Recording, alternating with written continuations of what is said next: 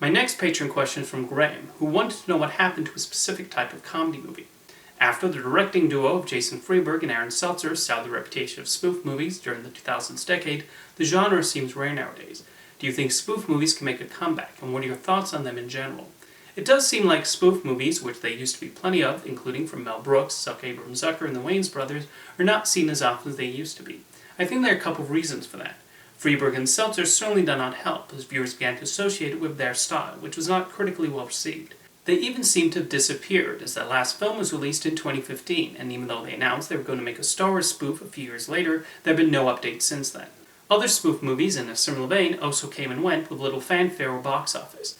You can probably attribute this to the negative audience and critical reception, but I think other factors played a role.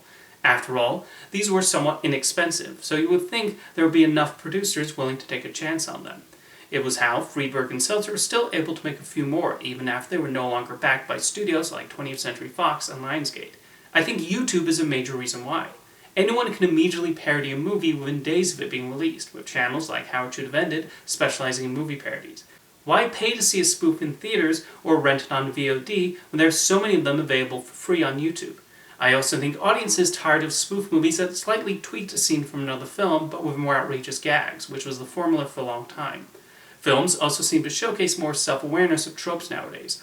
Look at the Deadpool movies. Deadpool is constantly breaking the fourth wall and mocking superhero conventions. In fact, you can make the argument that the Deadpool movies are spoof movies. The Lego Batman movie and Teen Titans Go to the Movies could also qualify, with them being comedies that have fun with legendary superheroes and their histories. Other filmmakers have found new ways to parody movies. The Lonely Island made pop star Never Stop Never Stopping, which parodied music documentaries. And the same director was behind the new Chip and Dale Rescue Rangers movie, which took a self-aware approach to the famous Disney characters and parodied the concept of Hollywood reviving a beloved property. When you even have Disney willing to produce a film that makes fun of themselves, what are the spoof filmmakers left to do? I also think Sausage Party counts as a parody film. Seth Rogen mentioned that he imagined the horrible implications of what a Pixar movie would be like if it was centered on food being alive, which was what led to the creation of the film. However, Sausage Party did more than just parody the conventional Pixar plot and tried to include some additional commentary. So I think the spoof movie is still around to a certain extent. It's just a different animal from those that slapped a genre in front of the word movie. There are several brilliant and very funny spoof movies out there, though. I mentioned Mel Brooks earlier, and I think he's the king of them. Part of this was because he came to those parodies with a love for the genre, and he also made sure to tell an actual story even as he threw countless gags at the audience. Blazing Saddles serves as an excellent send-up of the classic western, as well as a mockery on racist bigots. Young Frankenstein found a clever way to lampoon the classic Frankenstein movies while still making you emotionally invested in Dr. Frankenstein's arc. Silent Movie and High Anxiety are also worthy parodies of silent films and Alfred Hitchcock films respectively. The Abrams-Zucker-Abrams team also found plenty of laughs with their parody movies. In the case of Airplane, they took the plot of a serious movie named 0 Hour and added a bunch of silly jokes, which cleverly included wordplay, slapstick, sight gags, and other great bits. Part of what also makes Airplane work is that most of the cast play the roles completely straight, which only made the jokes funnier. They went with a similar approach for the Naked Gun movies.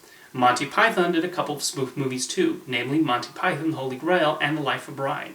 The former was a delightful take on medieval Arthurian legend, while the latter explored organized religion with its version of a biblical epic. The success of Scary Movie was probably what paved the way for later spoof movies. To be honest, I've long found Scary Movie to be redundant.